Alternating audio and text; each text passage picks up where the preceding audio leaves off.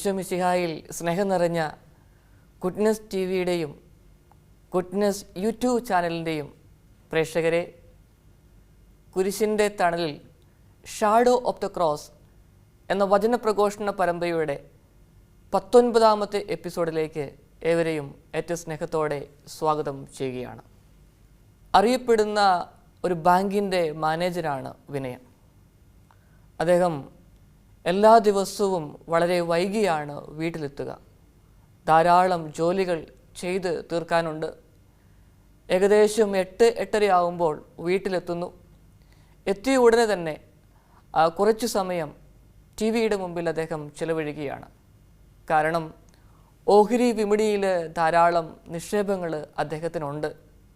അപ്പോൾ ഓഹരി വിപണിയുടെ ഉയർച്ചയും താഴ്ചയും ഒക്കെ അദ്ദേഹം ഒന്ന് കണക്ക് കൂട്ടിയാണ്. ചില ദിവസങ്ങളിൽ മാനസികമായ പിരിമുറുക്കങ്ങളിലൂടെ അദ്ദേഹം കടന്നു പോവുകയാണ്. കാരണം ഓഹരി വിപണിയുടെ മൂല്യം ഇടിയുമ്പോൾ സമ്പാദ്യം കുറഞ്ഞു വരുന്നതായിട്ട് തോന്നുകയും വലിയ വിഷമത്തിൽ അദ്ദേഹം ആവുകയും ചെയ്യുകയാണ്. കുറച്ചു കഴിയുമ്പം കുളിയെല്ലാം കഴിഞ്ഞ് അത്താഴത്തിന് കുടുംബത്തിലുള്ള എല്ലാവരുമായി ഒരുമിച്ചിരിക്കുവാനായി അദ്ദേഹം ശ്രമിക്കുന്നു. 10-10:30 സമയമാകുമ്പോഴത്തേക്കും കുഞ്ഞുമക്കളൊക്കെ കടന്നുറങ്ങിയിരിക്കും. ജീവിത പങ്കാളി വലിയ സ്നേഹമുള്ളതിനാൽ ഇദ്ദേഹം ഭക്ഷണം കഴിക്കുന്നതും വരെ കാത്തിരിക്കുകയാണ്. ഭക്ഷണം കഴിച്ചുകൊണ്ടിരിക്കുന്ന സമയത്ത് ഇദ്ദേഹത്തിന് ധാരാളം ഫോൺ കോളുകൾ വരാറുണ്ട്. ഔദ്യോഗിക ജീവിതത്തിൽ ഒത്തിരി കാര്യങ്ങൾ ചെയ്തു തീർക്കാനുണ്ട്, ബാങ്കുമായിട്ടുള്ള ഇടപാടലുകൾ. അങ്ങനെ വന്നു കഴിയുമ്പം ധാരാളം കസ്റ്റമേഴ്സ് ഈ സമയത്തും അദ്ദേഹത്തെ വിളിക്കാറുണ്ട്. ഇദ്ദേഹത്തിൻ്റെ ജീവിത പങ്കാളി പലപ്പോഴും ആഗ്രഹിക്കാറുണ്ട്, ഭക്ഷണ സമയത്തെങ്കിലും ഈ ഫോണൊന്ന് ഓഫ് ചെയ്താൽ നല്ലതായിരുന്നു എന്ന്. ഒരു ദിവസം സ്നേഹത്തോടെ പറഞ്ഞു, ഈ ഭക്ഷണം കഴിക്കുന്ന സമയത്തെങ്കിലും ഈ ഫോണൊന്ന് ഓഫ് ചെയ്യാമോ? അദ്ദേഹം നീരസത്തോടെ മറുപടി പറഞ്ഞു, ഞാൻ ജോലിയാണ് ചെയ്യുന്നത്, ഇത് ചെയ്യാതിരിക്കാൻ പറ്റില്ലല്ലോ എന്ന്. ജീവിതം മുമ്പോട്ട് പോവുകയാണ് ചെയ്യുന്നത്. ആഴ്ചയുടെ അവസാന ദിവസങ്ങളിൽ ഇദ്ദേഹം വീണ്ടും തിരക്കിൽപ്പെടുകയാണ്. കാരണം 2 എസ്റ്റേറ്റിൻ്റെ ഉടമയാണ് ഇദ്ദേഹം. അവിടുത്തെ കാര്യങ്ങളെല്ലാം ക്രമീകരിക്കുന്നത് ആഴ്ചയുടെ അവസാനത്തെ ദിവസങ്ങളിലാണ്. അതിനു പിറകെയുള്ള പരക്കം പാച്ചിൽ. മക്കളോട് സംസാരിക്കാൻ സമയമില്ല. ജീവിത പങ്കാളിയോട് സ്നേഹത്തോടെ പെരുമാറുവാൻ സമയമില്ല. സമ്പാദിക്കണം, ധാരാളം സ്വത്തുണ്ടാക്കണമെന്ന വലിയ ആഗ്രഹത്തോടെ അദ്ദേഹം മുമ്പോട്ട് പോകുന്നു. സാവകാശം അദ്ദേഹം ഹൃദ്രോഗിയായിത്തീരുന്നു. ഡോക്ടർ ഉപദേശിച്ചു, സമയത്ത് ഭക്ഷണം കഴിക്കണം, വ്യായാമം ആവശ്യമാണ്, ശരീരത്തിന് വിശ്രമവും ആവശ്യമാണ് എന്ന്. അങ്ങനെ തൻ്റെ ജീവിത രീതിയിലേക്ക് വീണ്ടും ഒതുങ്ങിക്കൂടാനുള്ള ശ്രമത്തിൽ വലിയ വിഷമത്തിലൂടെ കടന്നു പോകുന്ന ഒരു വിനയൻ. സ്നേഹമുള്ളവരെ, ജീവിതത്തിൻ്റെ നെട്ടോട്ടങ്ങളിൽ വിനയൻ നമ്മുടെയൊക്കെ ഒരു മാതൃകയാണ്. ജീവിക്കാനായിട്ട് ശ്രമിക്കുന്നു, എങ്ങനെയെങ്കിലുമൊക്കെ ജീവിക്കുവാനായിട്ട് ശ്രമിക്കുന്നു. സമ്പത്തിനു വേണ്ടി കൂടുതൽ ശ്രദ്ധ കൊടുക്കുകയും അതിനു പിറകെ പായുകയും ചെയ്യുമ്പോൾ ജീവിക്കാൻ മറന്നു പോകുന്നു. പലപ്പോഴും ഭക്ഷണം കഴിക്കുമ്പോൾ പോലും അതിൻ്റെ രുചി എന്താണെന്ന് മനസ്സിലാക്കാൻ സാധിക്കുന്നില്ല. രാവിലെ കഴിച്ച ഭക്ഷണം എന്താണെന്ന് ഉച്ചയ്ക്ക് ചോദിച്ചാൽ ഒരുപക്ഷേ അതിനും മറുപടിയില്ല. എല്ലാം യാന്ത്രികമായി ചെയ്തു പോകുന്നു. ധാരാളം സമ്പാദിക്കണം, ആ വലിയൊരു വ്യഗ്രതയിലൂടെയാണ് ഇപ്പോഴത്തെ കാലഘട്ടങ്ങളിൽ ഓരോ വ്യക്തിയും മുമ്പോട്ട് പോയിക്കൊണ്ടിരിക്കുന്നത്. ഇവിടെയാണ് ബന്ധങ്ങളിൽ വിള്ളലുകൾ ഉണ്ടാവുക, ശാരീരികമായ രോഗങ്ങളിലേക്കൊക്കെ പെട്ടെന്ന് വഴുതി വീഴുകയും ചെയ്യാറുള്ളത്. എന്നെ കേൾക്കുന്ന അപ്പച്ച, അമ്മച്ചി, സഹോദര, സഹോദരി, എനിക്കറിയാം നമ്മുടെയൊക്കെ ജീവിതങ്ങളിൽ ധാരാളം ഉത്തരവാദിത്തങ്ങൾ ഉണ്ട് എന്ന്. എന്നാൽ ജീവിക്കാൻ മറക്കരുത് എന്ന് ഏറ്റവും സ്നേഹത്തോടെ ഓർമ്മിപ്പിക്കുകയാണ് ചെയ്യുന്നത്.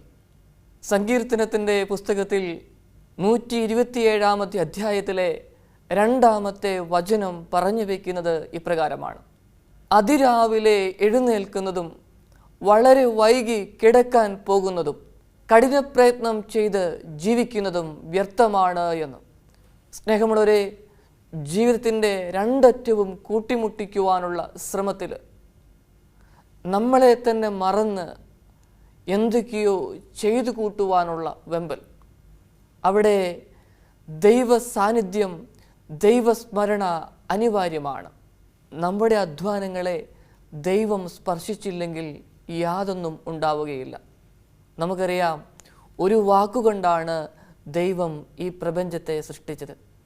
അങ്ങനെയെങ്കിൽ ദൈവത്തിൻ്റെ സന്നിധിയിൽ താഴ്മയോടെ നിന്ന് നമ്മളെ ഏൽപ്പിച്ച ദൗത്യം അത് ആസ്വദിച്ച് വലിയ സ്നേഹത്തോടെ ചെയ്യുവാനായി ശ്രമിക്കുമ്പോൾ ദൈവത്തിൻ്റെ കരസ്പർശം നമ്മുടെയൊക്കെ അധ്വാനങ്ങളിൽ ഉണ്ടാവും. കോവിഡിന് ശേഷമുള്ള കാലഘട്ടം, ഈ കാലഘട്ടങ്ങളിൽ ധാരാളം വ്യത്യാസങ്ങൾ സംഭവിച്ചിട്ടുണ്ട്. എനിക്ക് പരിചയമുള്ള ഒരു എയർലൈൻ ഉദ്യോഗസ്ഥനുമായി സംസാരിച്ചു. അദ്ദേഹം പറഞ്ഞു വെച്ചത് ഇപ്രകാരമാണ്: കോവിഡിന് ശേഷമുള്ള കാലങ്ങളിൽ 50 വയസ്സിന് മുകളിലുള്ള കപ്പിൾസിൻ്റെ യാത്രകൾ കൂടുതലാണ് എന്ന്. പോസിറ്റീവായിട്ടാണ് അദ്ദേഹം അവതരിപ്പിച്ചത്. കാരണം തീർത്ഥയാത്രകൾക്കും അങ്ങനെയുള്ള സന്തോഷം നൽകുന്ന യാത്രകൾക്കുമൊക്കെ ധാരാളം കപ്പിൾസ് യാത്ര ചെയ്യാറുണ്ട്. മറുവശത്ത് വലിയ സ്ട്രെസ്സിലൂടെ കടന്നു പോകുന്ന വ്യക്തികളുണ്ട്. 9 മണിക്കൂർ ജോലി ചെയ്തിരുന്ന വ്യക്തികൾ 12 തൊട്ട് 16 മണിക്കൂർ വരെ ജോലി ചെയ്യുന്ന വ്യക്തികളുമുണ്ട്. അവരുടെയൊക്കെ ജീവിതം യാന്ത്രികമായി മുമ്പോട്ട് പോവുകയാണ്. കുറച്ച് കഴിയുമ്പോൾ അധ്വാനിക്കാൻ പറ്റാത്ത അവസ്ഥയിലേക്ക്, വലിയ വിഷാദത്തിലേക്ക് എത്തുകയാണ്. അങ്ങനെയെങ്കിൽ ജീവിക്കാൻ മറക്കരുതേ. ജീവിതം സുന്ദരമാണ്, ദൈവം തന്നതാണ്. ഫ്രാൻസിസ് മാർപ്പാപ്പ തൻ്റെ പ്രസംഗത്തിൽ മിക്കപ്പോഴും ആവർത്തിക്കുന്ന ഒരു കാര്യമുണ്ട്: go back to the altar. നമ്മളൊക്കെ അൾത്താരയിലേക്ക് തിരിച്ചു പോകണം, ദൈവിക സന്നിധിയിലേക്ക് തിരിച്ചു പോകണമെന്നാണ് ഫ്രാൻസിസ് മാർപ്പാപ്പ നമ്മളോട് പറയുന്നത്. ഒരുമിച്ചിരുന്ന് ഭക്ഷണം കഴിക്കുന്ന കുടുംബവും ഒരുമിച്ചിരുന്ന് പ്രാർത്ഥിക്കുന്ന കുടുംബവും പ്രിയപ്പെട്ടവരെ, അത് വലുതാണ്. ഒരുപക്ഷെ നമ്മുടെയൊക്കെ ജീവിതത്തിൽ, കുടുംബത്തിൽ അത് ചെയ്യുന്നുണ്ടാവാം. ഞാൻ നിങ്ങളെ എല്ലാവരെയും അഭിനന്ദിക്കുകയാണ്. അങ്ങനെയല്ല, അതിലൊക്കെ താല്പര്യക്കുറവ് വന്നു തുടങ്ങിയെങ്കിൽ ഓർക്കുക, ദൈവത്തോടൊപ്പമായിരിക്കുമ്പോൾ, ഒരുമിച്ച് പ്രാർത്ഥിക്കുമ്പോൾ, ഒരുമിച്ച് ഭക്ഷിക്കുമ്പോഴാണ് നമ്മുടെയൊക്കെ ബന്ധങ്ങൾ ദൃഢമാവുക എന്നുള്ളത്. നിങ്ങളിൽ പലരും ഡിവൈൻ ധ്യാന കേന്ദ്രത്തിൽ മലയാളം സെഷനിൽ ധ്യാനങ്ങളിൽ പങ്കെടുത്തിട്ടുണ്ടാവാം. ഡിവൈനിൽ ഇംഗ്ലീഷ് സെക്ഷനും മലയാളം ക്യാമ്പസെന്നും 2 സെഷൻസ് ഉണ്ട്. ഞാൻ താമസിക്കുന്നത് ഇംഗ്ലീഷ് ക്യാമ്പസിലാണ്. എനിക്ക് ഏറ്റവും സന്തോഷമുള്ള ഒരു കാര്യമുണ്ട്. ഞങ്ങൾ 8 അച്ഛന്മാരിവിടെ താമസിക്കുന്നു. ഞങ്ങളെല്ലാവരും മിനിസ്ട്രിയിൽ വ്യാപൃതരാണ്. ഒരു വശത്ത് ഇംഗ്ലീഷ്, കന്നഡ, കൊങ്ങിണി, ഹിന്ദി ധ്യാനങ്ങളൊക്കെ നടക്കുന്നു.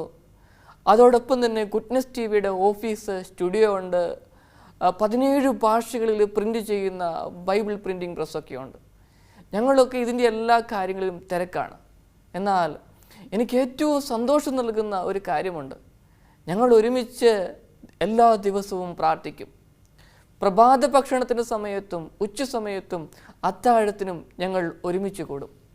ഞങ്ങളുടെ സന്തോഷങ്ങളും ദുഃഖങ്ങളും ഒക്കെ ഞങ്ങൾ പങ്കുവയ്ക്കുവാനായിട്ട് തയ്യാറാകും. തമാശകളൊക്കെ പറയും. ഞാൻ ഓർക്കുകയാണ്, ഇന്ന് രാവിലെ ഭക്ഷണം കഴിച്ചുകൊണ്ടിരുന്ന സമയത്ത് വർത്തമാനമൊന്നും പറഞ്ഞില്ല. കാരണം ഏത് ടോക്കാണ് റെക്കോർഡ് ചെയ്യുന്നത്, എന്തൊക്കെയാണ് ചെയ്യേണ്ടതെന്ന ചിന്തകളിലൂടെ പോവുകയാണ്. ചോദിക്കുന്നതിന് മാത്രം ഉത്തരം പറഞ്ഞു. അങ്ങനെ വന്ന സമയത്ത് എൻ്റെ കൂടെയുള്ള ഒരു അച്ഛൻ പറഞ്ഞു, ബൈജു വെച്ച അച്ഛൻ്റെ ടോക്കില്ലേ, എപ്പിസോഡ് 18 കുരിശിൻ്റെ തണലിൽ, അത് ആത്മഹത്യയെക്കുറിച്ചാണല്ലോ പറഞ്ഞിരിക്കുന്നത്, അത് നന്നായിരിക്കുന്നുവെന്ന്. സ്നേഹമുള്ളവരെ, എനിക്ക് വലിയ സന്തോഷം തോന്നി. ഞാൻ അച്ഛനോട് ചോദിച്ചു, അച്ഛനും ടോക്ക് കേൾക്കുന്നുണ്ടോ എന്ന്. അങ്ങനെ ഒരുമിച്ചിരിക്കുന്ന സമയത്ത് പരസ്പരം പ്രോത്സാഹിപ്പിക്കുവാനും പരസ്പരം സന്തോഷങ്ങളും ദുഃഖങ്ങളും ഒക്കെ പങ്കുവയ്ക്കുവാനായിട്ട് ഞങ്ങൾ ആഗ്രഹിക്കുന്നു. എന്നെ കേൾക്കുന്ന അപ്പച്ച, അമ്മച്ചി, സഹോദര, സഹോദരി, നിങ്ങളുടെയൊക്കെ ജീവിതങ്ങളിൽ ഒരുപക്ഷെ നിങ്ങളും ഇങ്ങനെ ഒരുമിച്ചിരുന്ന് ഭക്ഷണം കഴിക്കുമായിരിക്കാം, പ്രാർത്ഥിക്കുമായിരിക്കാം, പരസ്പരം ശക്തിപ്പെടുത്തുമായിരിക്കാം. അതാണ് ജീവിതത്തിന് ഏറ്റവും കൂടുതൽ സന്തോഷവും ഊർജവും പ്രദാനം ചെയ്യുന്നത്. അങ്ങനെ വരുമ്പം ജീവിക്കുവാനായിട്ട് നമ്മൾക്ക് തോന്നും. അല്ല എങ്കിൽ ആരും എന്നെ സ്നേഹിക്കാനില്ല, ഞാൻ സമ്പാദിച്ചു കൂട്ടുന്നു, സമ്പാദിച്ചു കൂട്ടുക എന്നുള്ളതൊരു ക്രൈസായിട്ട് മാറിക്കൊണ്ടിരിക്കുന്നു, അതിൽ മാത്രം ആനന്ദം കണ്ടെത്തുന്നു, അവസാനം ഇതിനൊന്നും ഒരു പ്രസക്തിയുമില്ലെന്ന് ജീവിതത്തിൻ്റെ ഏറ്റവും അവസാനമാണ് മനസ്സിലാക്കുന്നത്. സങ്കീർത്തനത്തിൻ്റെ പുസ്തകത്തിൽ 90-ാമത്തെ അധ്യായത്തിൽ 9-10 വചനങ്ങൾ പ്രസക്തമാണ്. ദൈവമേ, ഞങ്ങളുടെ വർഷങ്ങൾ നെടുവീർപ്പ് പോലെ കടന്നു പോകുന്നു. ഞങ്ങളുടെ ആയുഷ്കാലം ഏറിയാൽ 70 കൂടിയാൽ 80 വർഷമാണ്. എന്നിട്ടും അക്കാലമത്രയും ദുരിതവും നൊമ്പരങ്ങളും മാത്രമാണ്. ഇവിടെ സങ്കീർത്തകൻ വിമർശിക്കുന്നത് ഇപ്രകാരമാണ്. ആ ജനങ്ങളുടെ വേദന, ആ ജനങ്ങൾ വേദനയോടെ ദൈവത്തോട് പ്രാർത്ഥിക്കുകയാണ്. സന്തോഷവും സമാധാനവും ജീവിതത്തിൽ കിട്ടുവാനായി. പ്രിയപ്പെട്ടവരെ, അധ്വാനിക്കണം. നെറ്റിയിലെ വീർപ്പ് കൊണ്ട് മാത്രമേ നമ്മൾ ഉപജീവനം നേടാവൂ. വചനം നമുക്ക് അറിയാം. എങ്കിലും നമ്മളെ മറന്ന് കൂടുതൽ നേടണമെന്ന വ്യാമോഹത്തോടെ പ്രവർത്തിക്കുമ്പോഴാണ് ജീവിതം വലിയ പ്രയാസങ്ങളിലേക്ക് മാറുക. ലിയോ ടോൾസ്റ്റോയുടെ ഒരു ചെറുകഥയുണ്ട്. അതിൻ്റെ തലക്കെട്ട് ഇപ്രകാരമാണ്: how much land does a man require? ഒരു മനുഷ്യന് എത്ര ഭൂമി ആവശ്യമാണ് എന്ന്. ഇതാണ് ഈ ചെറുകഥയുടെ തലക്കെട്ട്. ഒരുപക്ഷെ നിങ്ങളിൽ ചിലർക്കൊക്കെ ഈ കഥ അറിയാമായിരിക്കാം. പഹോം എന്ന കർഷകൻ്റെ ജീവിതകഥയാണ് അദ്ദേഹം ഇവിടെ പ്രതിപാദിച്ചിരിക്കുന്നത്. ഈ കർഷകന് ധാരാളം സമ്പത്തുണ്ടായിരുന്നു, കൃഷിസ്ഥലങ്ങളുണ്ടായിരുന്നു. കൂടുതൽ നേടണമെന്ന വ്യാമോഹം പതുക്കെ പതുക്കെ അദ്ദേഹത്തിൽ ഉളവായി തുടങ്ങി. അങ്ങനെ അദ്ദേഹം കൂടുതൽ നേടുവാനായിട്ട് പരിശ്രമിക്കുകയാണ് ചെയ്യുന്നത്. 1000 റൂബിൾ. റൂബിൾ എന്ന് പറയുമ്പോൾ രൂപ പോലെയുള്ള ഒരു നാണയമാണ്. അദ്ദേഹം മുതലാളിമാരുടെ അടുക്കലേക്ക് കൊണ്ടു കൊടുത്തു.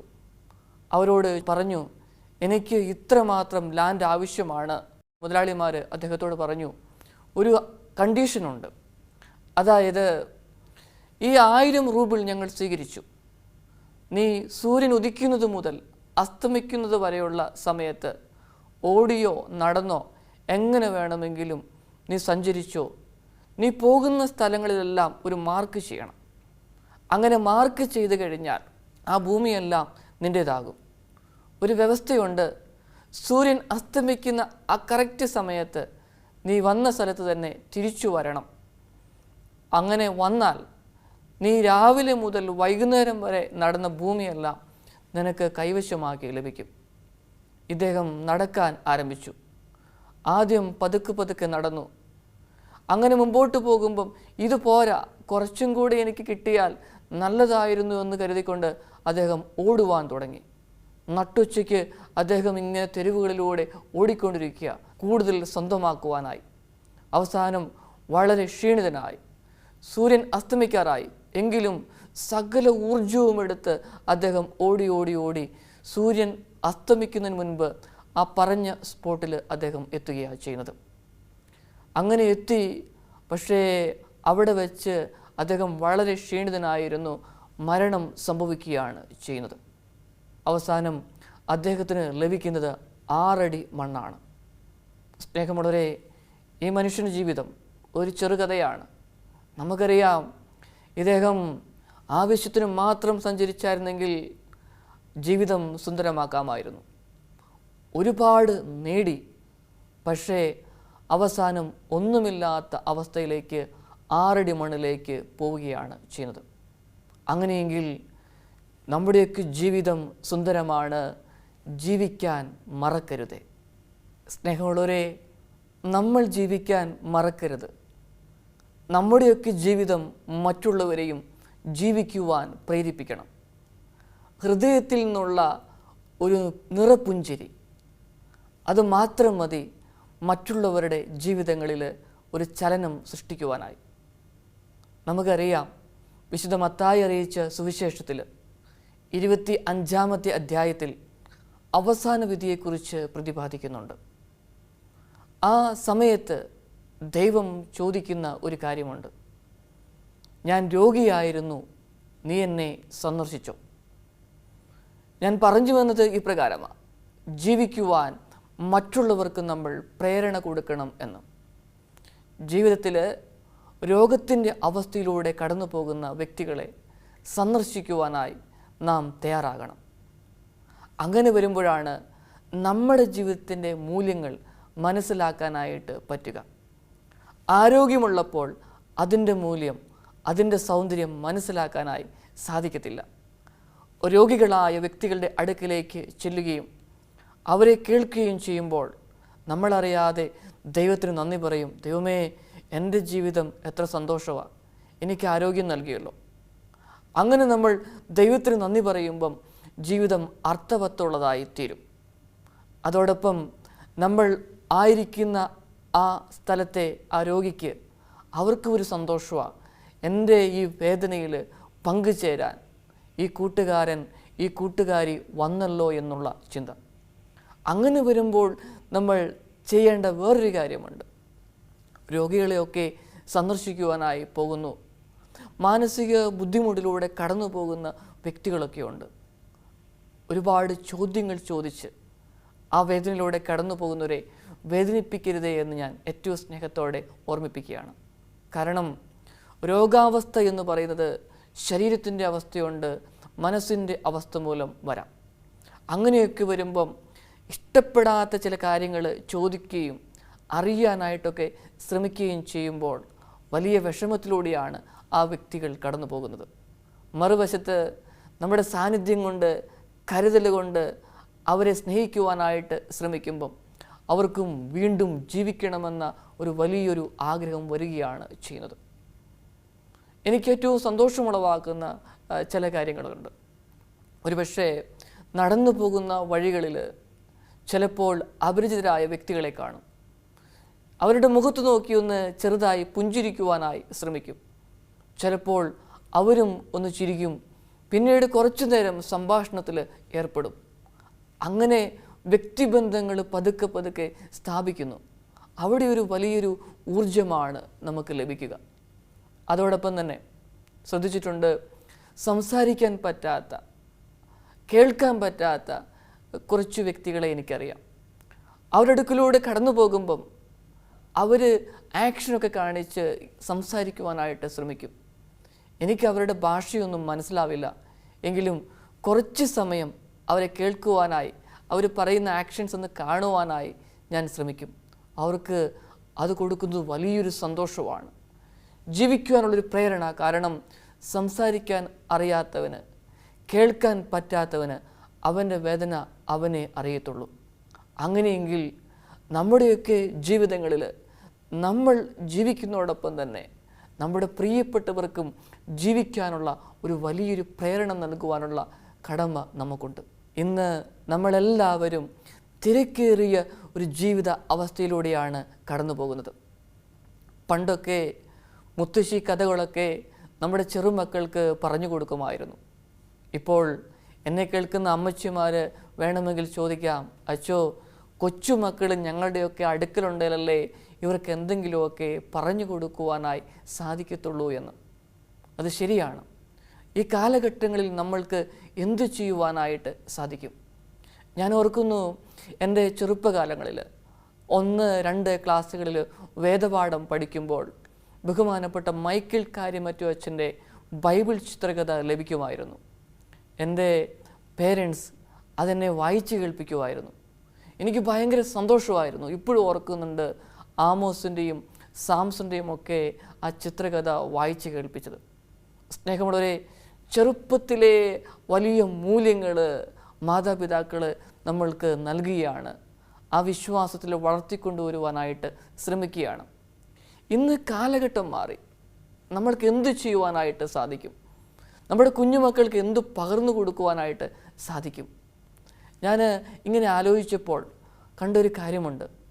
ചില കുടുംബങ്ങളൊക്കെ പങ്കുവെച്ചത് ഇപ്രകാരമാണ്: അച്ചോ, ഇപ്പോൾ നമ്മുടെ യൂട്യൂബ് ചാനലിലൊക്കെ ചോസൺ സീരീസ്, അങ്ങനെ ഈശോയുടെ ജീവിതത്തെക്കുറിച്ച് പ്രതിപാദിക്കുന്ന ഈശോയുടെ ജീവിത അനുഭവങ്ങൾ അതങ്ങനെ നന്നായി ചിത്രീകരിക്കുന്ന ഒരു സീരീസ് ഇറങ്ങിയിട്ടുണ്ട്. 4 സീരീസ് ഇറങ്ങിയിട്ടുണ്ട്. 5ാമത്തേത് മാർച്ച് മാസത്തിലാണ് വരുന്നത്. ഓരോ സീരീസും 8 എപ്പിസോഡുകൾ വെച്ച് ഉൾക്കൊള്ളുന്നുണ്ട്. ഞങ്ങൾ ഒരുമിച്ചിരുന്ന് കാണും, മക്കളോടൊപ്പം ഒരുമിച്ചിരുന്ന് കാണും. ഇത് ശാസ്ത്രീയമായി പഠിച്ച് ഈശോയുടെ ജീവിതത്തെക്കുറിച്ച് ബൈബിളിലൂടെയൊക്കെ യാത്ര ചെയ്ത് അതോടൊപ്പം തന്നെ ഹീബ്രു ഗ്രീക്ക് കൾച്ചർ എല്ലാം മനസ്സിലാക്കി അങ്ങനെ ജീവിതങ്ങളെ അവതരിപ്പിക്കുകയാണ് ചെയ്യുന്നത്. ഇക്കാലഘട്ടങ്ങളിൽ എങ്ങനെ ജീവിക്കണമെന്ന് പോലും അതിലൂടെ ഉത്ബോധിപ്പിക്കുകയാണ് ചെയ്യുന്നത്. ഞങ്ങൾ ഒരുമിച്ചിരുന്ന് കാണാറുണ്ടെന്ന്. അങ്ങനെയെങ്കിൽ എന്നെ കേൾക്കുന്ന അപ്പച്ച അമ്മച്ചി, നമ്മുടെയൊക്കെ കൊച്ചുമക്കളോട് പറയണം, ചോസൺ സീരീസ്, ഈശോയുടെ ജീവിതത്തെക്കുറിച്ച് പ്രതിപാദിക്കുന്ന ആ സീരീസ് കാണാനായിട്ട് നമ്മൾ പറയണം. വലിയ മൂല്യങ്ങൾ നമ്മൾ കൊടുക്കുകയാണ് ചെയ്യുന്നത്. അങ്ങനെ ഒരുമിച്ചിരുന്ന് നമ്മൾ കാണുമ്പോൾ വലിയ സ്നേഹത്തിൻ്റെ ജീവിതത്തിൻ്റെ വ്യഗ്രതയിൽ നിന്നൊക്കെ മാറി ധാർമ്മിക മൂല്യങ്ങളും ക്രൈസ്തവ മൂല്യങ്ങളുമൊക്കെ ഉൾക്കൊള്ളുവാനായിട്ട് സാധിക്കുന്നു. അങ്ങനെ കണ്ടും കേട്ടും പഠിച്ചും വരുന്നവർ ജീവിതത്തിൽ ഒരിക്കലും തളരുകയില്ല. നമ്മുടെ ജീവിതങ്ങളെ ഈശോയുടെ കരങ്ങളിലേക്ക് കൊടുക്കാം. ഈശോയെ, എന്നെ ശ്രവിച്ചുകൊണ്ടിരിക്കുന്ന എല്ലാ വ്യക്തികളെയും അവരുടെ കുടുംബങ്ങളെയും സമർപ്പിക്കുകയാണ്. ജീവിതത്തിൽ തിരക്കേറുന്ന യാഥാർത്ഥ്യത്തിൽ ജീവിക്കാൻ മറന്നു പോകുന്നു. എന്നാൽ അവയെല്ലാം മാറ്റിയെടുത്തുകൊണ്ട് സ്നേഹത്തോടെ ജീവിക്കുവാൻ, അങ്ങേക്ക് വേണ്ടി ജീവിക്കുവാൻ, കൂടെയുള്ള വ്യക്തികൾക്ക് ജീവിക്കാനുള്ള പ്രേരണ കൊടുക്കുവാൻ ഞങ്ങളെ സഹായിക്കണമേ. പിതാവിൻ്റെയും പുത്രൻ്റെയും പരിശുദ്ധാത്മാവിൻ്റെയും നാമത്തിൽ ആമേൻ.